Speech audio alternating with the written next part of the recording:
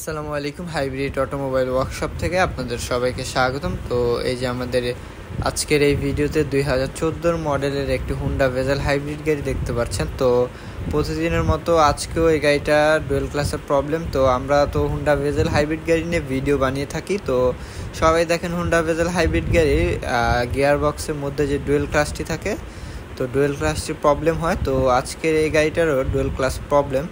তো যাদের Honda bezel hybrid গাড়ি রয়েছে, ডুয়েল ক্লাস প্রবলেম নিয়ে ভুগছেন, কোথা থেকে কাজ করাবেন, কিভাবে করাবেন, কত টাকা দিয়ে করাবেন, গ্যারান্টি সহকারে করাবেন, তারা অবশ্যই আমাদের সাথে যোগাযোগ করতে পারেন।